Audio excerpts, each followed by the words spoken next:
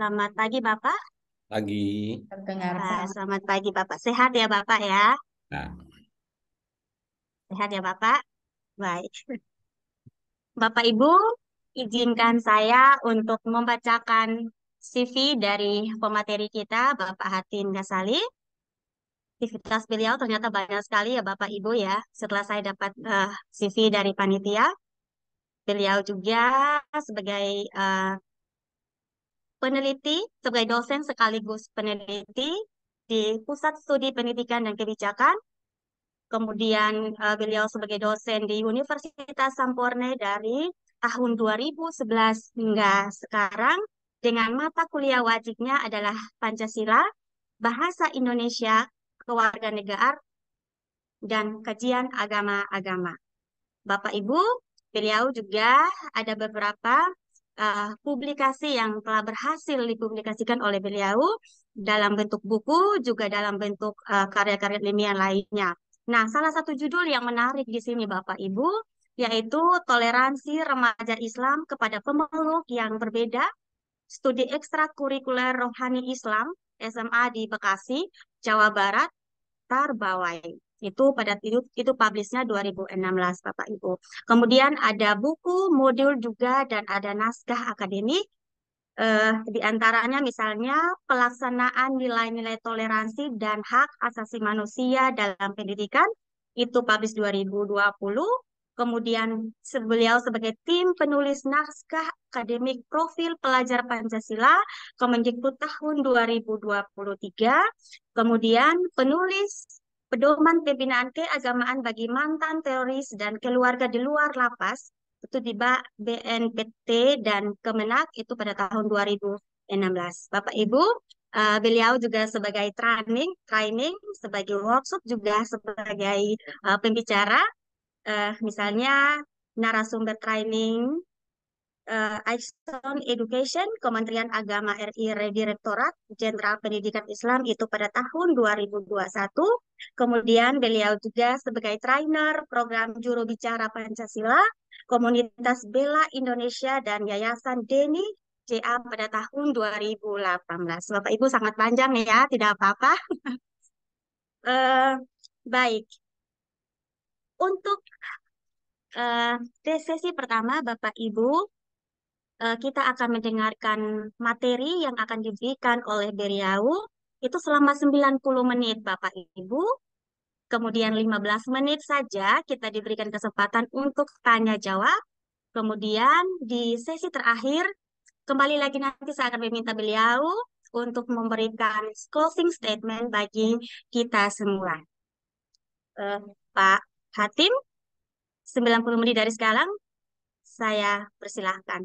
Silahkan Pak. ya, Assalamualaikum warahmatullahi wabarakatuh. Shalom, salam kebajikan, Om Swastiastu, Namo Buddhaya, Rahayu, Rahayu, Rahayu. Yang terhormat Bapak Rektor, Dr. Harun, yang terhormat Ketua Panitia, Ibu Delsi Ufi, dan Bapak Ibu, sepertinya juga di sini di ruangan ini, di Zoom ini ada banyak mahasiswa. Selamat pagi semuanya buat para mahasiswa IAKN Kupang, buat para dosen demikian juga seluruh pendidik dan tenaga kependidikan di IAKN. Narasumber yang pertama, keynote speaker Prof. Babun. Saya mengenal beliau cukup lama dari jauh, walaupun belum pernah ketemu. Izin saya untuk menyampaikan presentasi saya mungkin tidak sampai 90 menit yang diminta oleh moderator, tetapi lebih singkat saja biar nanti kita punya ruang, punya waktu untuk berdiskusi lebih panjang. Karena sejatinya moderasi beragama bukan hanya dibicarakan, bukan hanya menjadi tema khutbah, bukan hanya menjadi tema materi diskusi, tetapi juga harus menjadi praktik dalam keseharian. Tadi juga saya menyimak bagaimana pertanyaan-pertanyaan itu. Salah satu pertanyaannya adalah bagaimana moderasi beragama itu dalam praktiknya. Nah, izin share screen langsung. Tema yang saya ambil ini Eh, sebentar.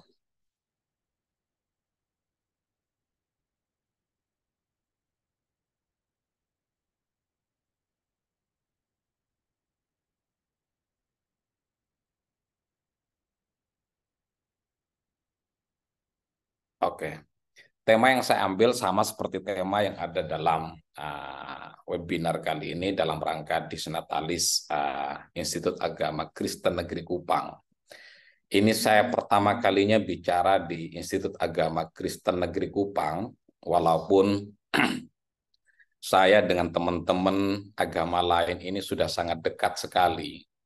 Karena S1 saya ini perbandingan agama, S2 saya juga perbandingan agama. S2 saya di Center for Religious and Cross Cultural Studies, sehingga saya berteman dengan uh, para pemuka agama dari agama-agama lain, baik dari Hindu, Kristen, ataupun Katolik sudah sering.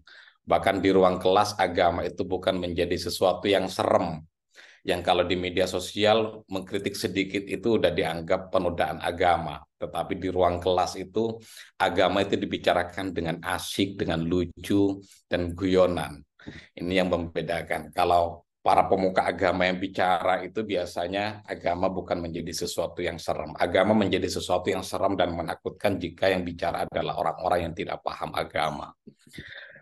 Nah, saya ingin mengawali pembicaraan pagi ini dengan sebuah fakta dalam dunia pendidikan kita, bahwa temuannya ada 7 kampus negeri terpapar radikalisme, termasuk UI dan Undip. Ada ITB, ada IPB, ada UNER, ada Brawijaya, dan paparan terhadap radikalisme di kampus ini sudah berlangsung sejak tahun 83, seumur dengan saya, saat keputusan pemerintah untuk menerapkan NKKBKK. Ini kalau mahasiswa yang sekarang banyak tidak tahu bagaimana kebijakan NKKBKK. Tetapi mahasiswa tahun 90-an di era Soeharto sangat paham bagaimana NKKBKK. Terus kemudian ada survei BNPT, 39% mahasiswa tertarik paham radikal. Ini tertarik, belum menjadi radikal, tapi tertarik terhadap radikal, terhadap paham radikal. Ini menjadi PR bagi kita semuanya, bahwa radikalisme itu sudah masuk ke dalam dunia pendidikan kita. Dunia pendidikan yang seharusnya menjadi ruang yang nyaman bagi semua pihak, ruang yang nyaman bagi berbagai kelompok, ruang yang nyaman bagi berbagai agama. Dengan seiring masuknya radikalisme, seringkali kampus tidak menjadi tempat yang nyaman lagi. Karena seringkali kelompok radikalisme ini menolak adanya keberbedaan. Mereka pinginnya semuanya seragam. Ini menjadi tantangan fakta, menjadi tantangan yang kita hadapi bersama dalam dunia pendidikan. Kemudian bagaimana masuknya, bagaimana bibit paham radikalisme ini masuk ke dalam perguruan tinggi. Ada banyak riset, salah satunya adalah dari Habibie Center. Ada banyak pintu masuk terhadap pintu masuk paham radikalisme ini ke kampus. Salah satunya melalui media. Ditemukan televisi menempati peringkat pertama, diikuti lalu internet, surat kabar, buku, radio, majalah, dan sejenisnya. Kemudian juga ada pertemanan. Nah, sementara kita hari ini menghadapi dunia disruptif, di mana media begitu sangat masif, di mana media informasi kita hampir setiap hari lebih sering bertemu dengan handphone kita, dengan teman yang jauh, lebih sering ketemu ketimbang dengan teman yang dekat. Bahkan kalau Bapak Ibu dan teman-teman mahasiswa bangun tidur, yang pertama kali dicek adalah handphone. Sementara handphone ini itu seringkali justru menjadi menyimpan potensi bahaya, karena salah satunya radikalisme itu masuk melalui handphone. Kalau orang-orang dahulu ketika anaknya berada di kamar, itu tampak terasa orang tuanya senang karena tandanya anaknya nyaman di kamar, tidak membahayakan. tidak terlibat pada pergaulan bebas, tidak terpapar dan berbagai ideologi dan macam-macam. Itu dulu. Tetapi kalau sekarang, jika ada anak yang hanya diam saja di kamar, bukan berarti dia tidak berinteraksi dengan orang. Berada di kamar, sejauh dia terkoneksi dengan internet, dia berinteraksi dengan orang, bisa menerima informasi dari banyak pihak, termasuk mungkin saja terpapar paham radikalisme.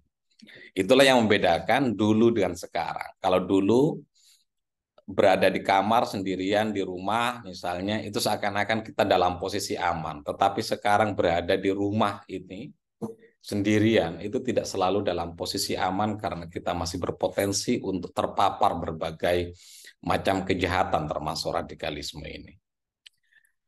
Nah, pintu masuk radikalisme itu sangat banyak. Ini salah satunya dari Habibie Center tahun 2019. Cara rekrutmennya pun bermacam-macam kelompok radikal itu. Ada yang secara terbuka, ada yang underground, ada yang tatap muka secara pribadi, secara private, ada yang secara tatap muka secara publik, dan bermacam-macam. Jaringan hotspotnya ada jaringan sosial, orientasi mahasiswa baru, LDK, kampus, masjid, kampus gitu, dan sejenisnya. Termasuk media sosial, latar belakang kalau keluarganya cenderung radikal, maka kemudian anaknya cenderung radikal. Dan proses untuk meradikalisasi orang ini itu sangat cepat. Saya pernah berjumpa beberapa kali dengan mantan narapidana terorisme di Indonesia. Dia mengatakan tidak butuh waktu setengah jam untuk membuat orang itu menjadi teroris dan doktrin dia. Artinya hanya butuh waktu yang sangat pendek sekali. Bagaimana dia melakukan indoktrinasi sehingga dia siap untuk menjadi teroris, untuk melakukan pengeboman. Itu menurut pengakuannya dia. Dan itu dibuktikan bahwa ada banyak orang yang galau, jadi penyebab orang terpapar dengan paham radikalisme itu banyak. Ada orang yang karena putus cinta, putus dengan pacarnya, terus kemudian galau, ketemulah tanpa sengaja dengan kelompok ini dan kemudian dianggap ini akan menjadi penyelamat. Ada orang terpapar radikalisme itu karena faktor ekonomi. Berangkat dari kemiskinan, tapi kemudian lama-kelamaan terpengaruh terhadap kelompok radikal. Ada juga karena faktor pergaulan, secara ekonomi mapan, tetapi salah pergaulan. Ada juga faktor agama. Nah, yang seringkali mengemuka hari ini, yang seringkali kita bicarakan di ruang publik, radikalisme itu hanya dikaitkan dengan agama. Seakan-akan kelompok radikal itu adalah representasi dari agama. Ada orang, ini salah seorang misalnya contoh teroris, dia sangat kaya raya, artinya dia secara ekonomi mapan, punya toko komputer, hanya karena salah pergaulan. Akhirnya orang ini datang ke Syria. Datang ke Syria dan niat untuk jihad. Dan niat jihad dan janji bahwa nanti di sana hidupnya akan lebih bahagia, akan lebih tentram. Ternyata setelah nyampe sana, hidupnya justru berada dalam ketakutan karena hampir setiap saat dentuman bom meledak di mana-mana. Dia harus menghadapi kelompok yang berbeda. Ini adalah fakta-fakta yang kita hadapi saat ini, di mana agama seringkali dijadikan alat untuk membonsai, untuk membungkus kebencian yang kita punya. Kita juga memiliki fakta lain. Jadi kelompok radikal dan kelompok teroris ini saya kategorikan sebagai membajak agama, tetapi pada sisi yang lain ada upaya peminggiran terhadap agama. Radikalisme pertama-tama harus dipahami bukan hanya dalam konteks agama, ia juga dapat membajak sara lainnya, baik etnis berbasis suku, antar golongan, termasuk dalam politik. Perbedaan dulu di peristiwa Pilpres sebelumnya antara cebong dan kampret itu itu menyebabkan banyak orang bahkan bercerai. Perbedaan politik ini, pilihan-pilihan politik seringkali justru menghadirkan kebencian yang sangat tinggi terhadap kelompok lainnya. Jadi radikalisme tidak bisa hanya dibaca sebagai representasi dari paham agama. Jadi orang dikatakan radikal itu bukan hanya dalam pengertiannya tidak paham agama atau memberikan tafsir yang salah terhadap agama, tetapi dia juga bisa berangkat dari perbedaan lainnya, perbedaan latar belakang. Yang kedua adalah radikalisme tidak mau dimonopoli oleh satu pemeluk agama Muslim misalnya, karena belakangan ini ketika bicara moderasi beragama, ketika bicara radikalisme, itu yang seringkali menjadi subjek pembicaraan adalah Islam. Kenapa Islam yang menjadi pembicaraan? Ada banyak fakta.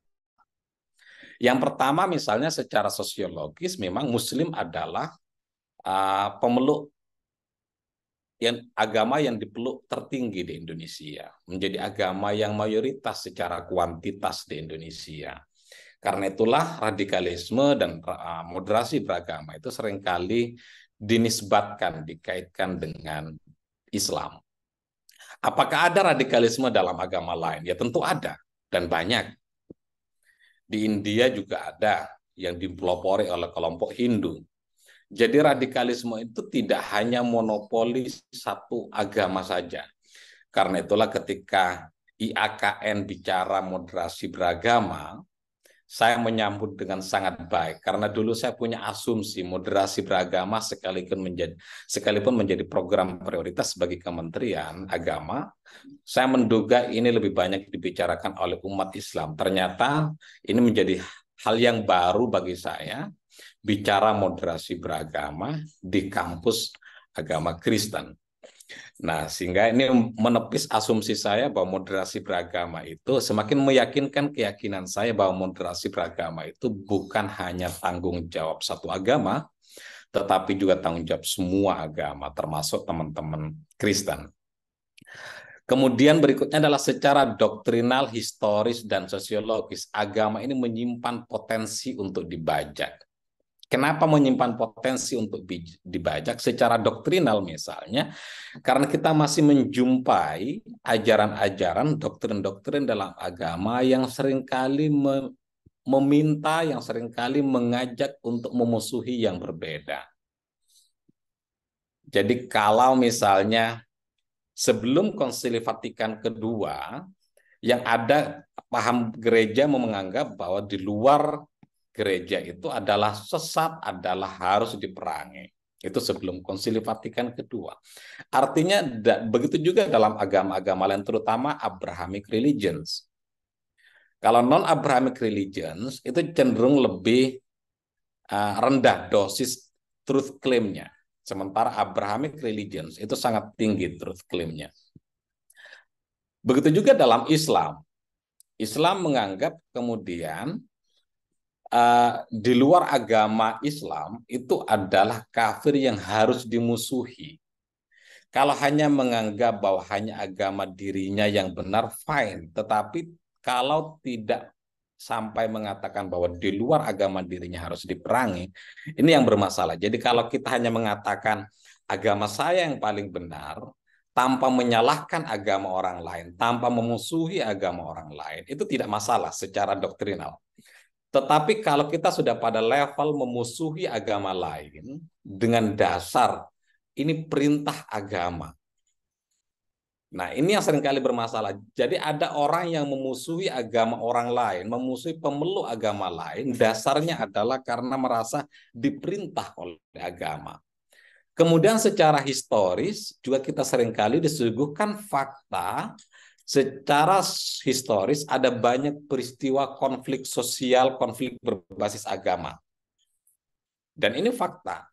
Perang salib, perang dunia, itu selalu ada aroma-aroma agama. Bahkan perang salib itu sangat kental agamanya, karena itu disebut dan perang salib. Secara sosiologis juga demikian. Secara sosiologis, kadang itu ada masalah antar satu orang dan orang lain, masalahnya tampak sederhana. Tapi kemudian ketika dibungkus dengan agama, ini menjadi sesuatu yang besar sekali. Jadi kadang hanya misalnya tetangga satunya tidak suka anjing, sementara tetangganya memelihara anjing, tidak suka. Karena ketidaksukaan hanya persoalan anjing misalnya, bagian tidak suka ini kemudian membungkus dasar ya, agama Kristen atau agama Katolik atau agama Hindu, memang mereka tidak ini, tidak toleran ini.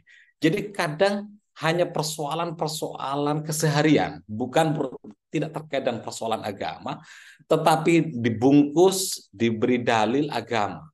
Ini yang seringkali banyak terjadi di Indonesia.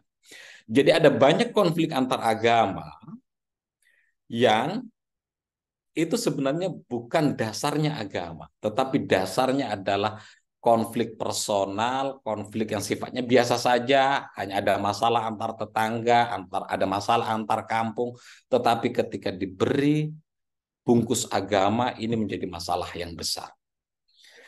Nah, kebencian kepada orang lain dan berbasis agama ini memiliki daya ledak yang sangat dahsyat.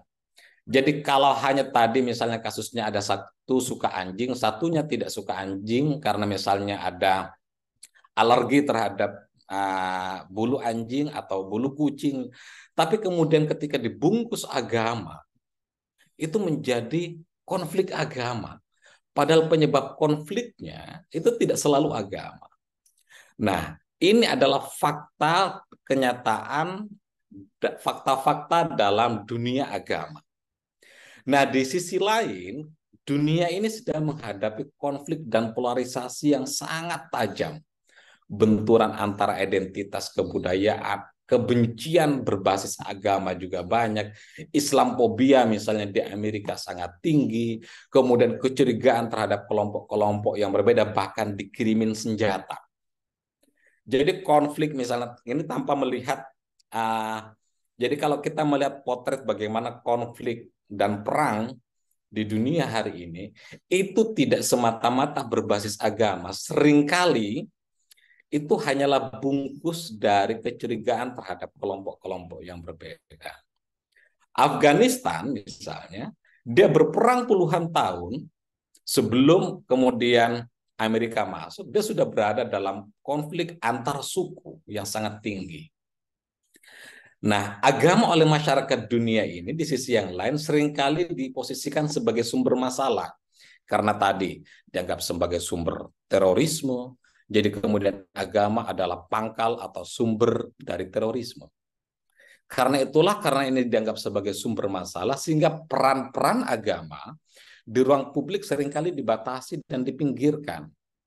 Menggunakan dalil agama di ruang publik saat ini seringkali rentan dituduh politisasi agama sebagai politik identitas.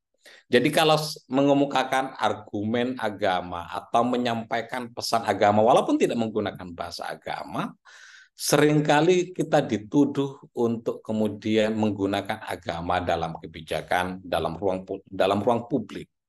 Sehingga agama ini diasumsikan sebagai ya udahlah, agama itu adalah ruang yang sangat private antara manusia dengan Tuhan, tidak berdimensi sosial.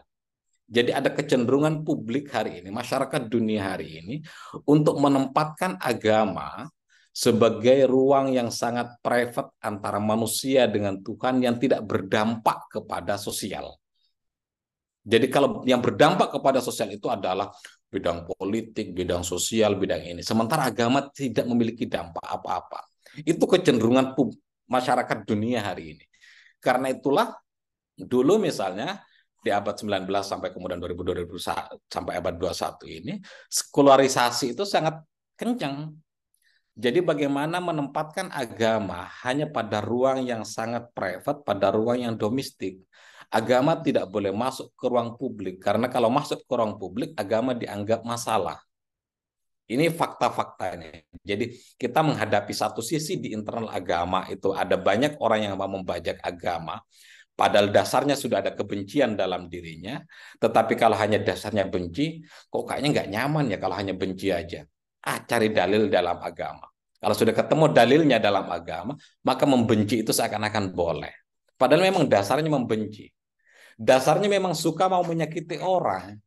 Secara psikologis, secara DNA-nya, Dia memang suka menyakiti orang lain, suka membenci orang lain, suka menghasut orang lain.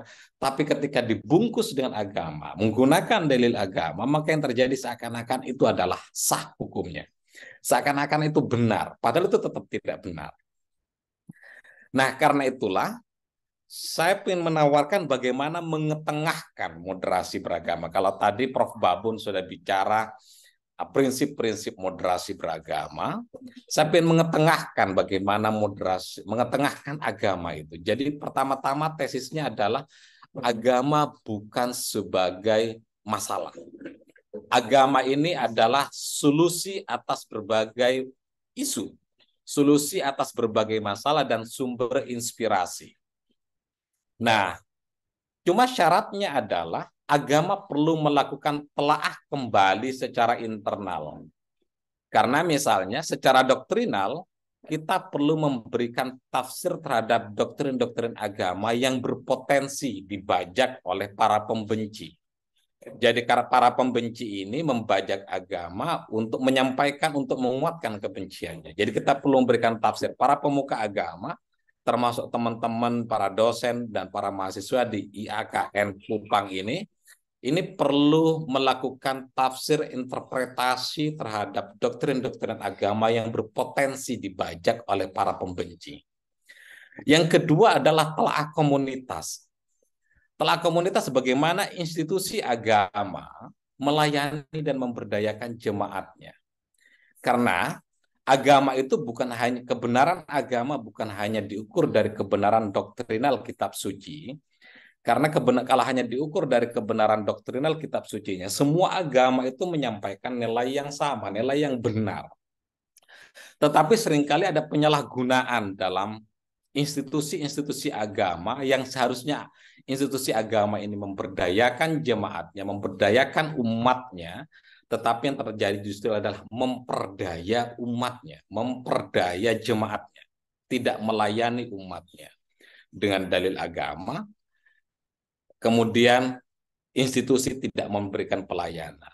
Orang miskin dibiarkan dalam kemiskinannya. Harusnya misalnya agama juga melakukan pemberdayaan terhadap kelompok yang miskin. Tetapi yang terjadi dengan dalil agama itu, kemiskinan itu seringkali dilegitimasi. Udahlah, sabar, ini semuanya takdir Tuhan.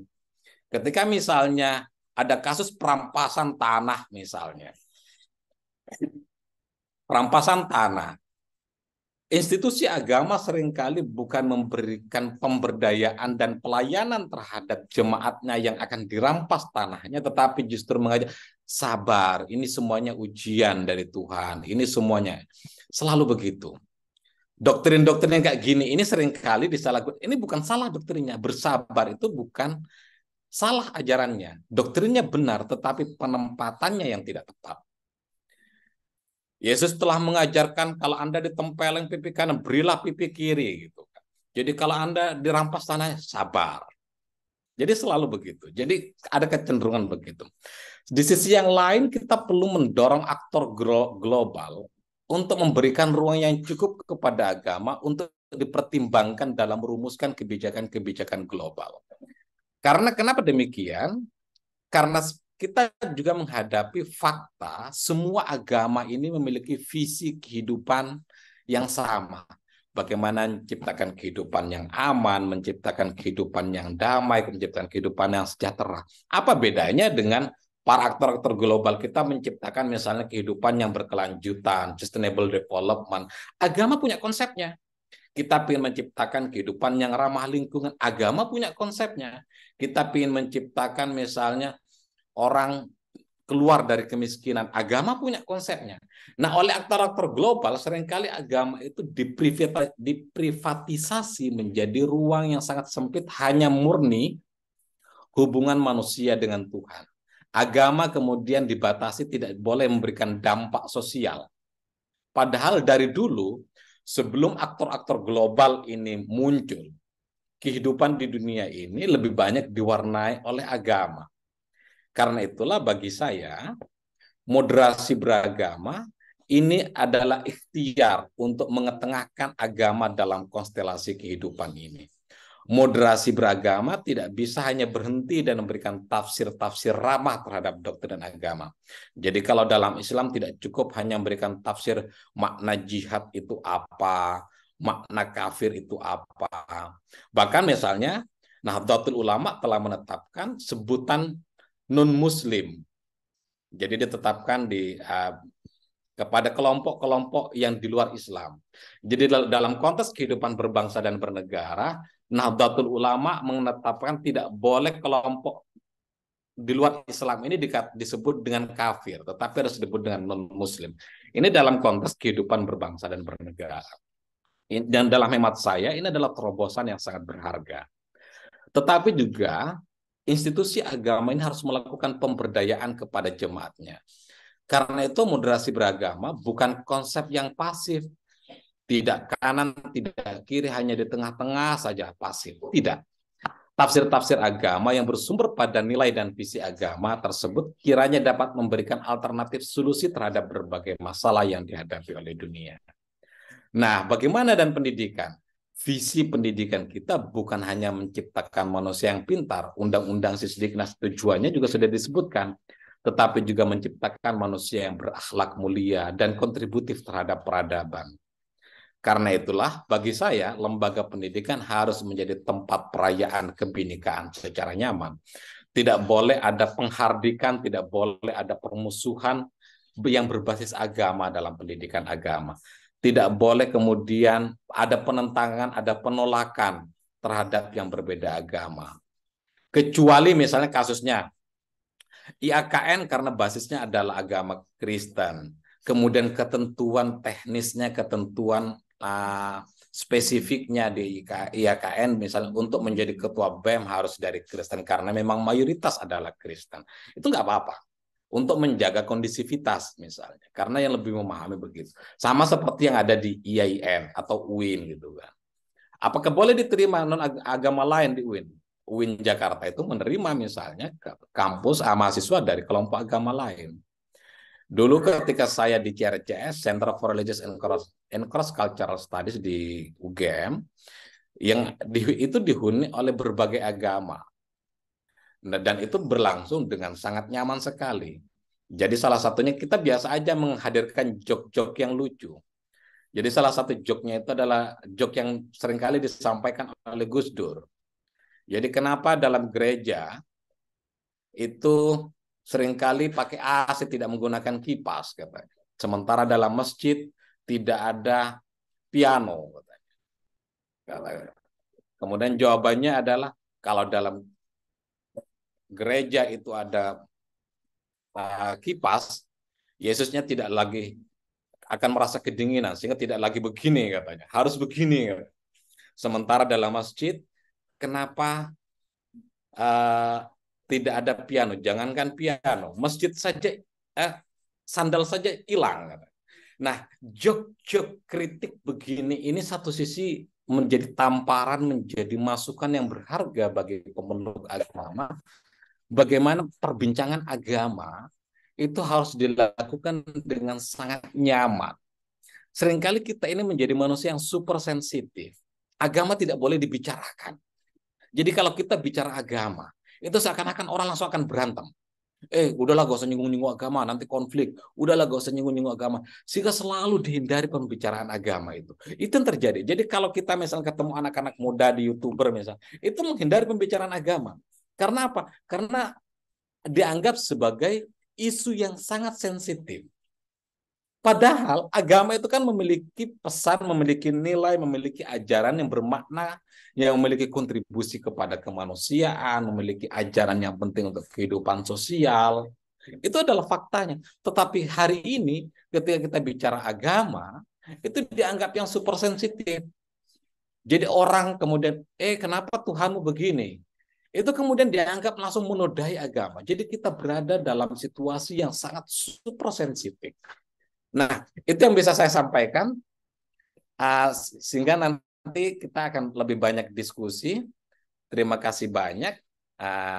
Demikian, shalom. Selamat pagi. Assalamualaikum warahmatullahi wabarakatuh.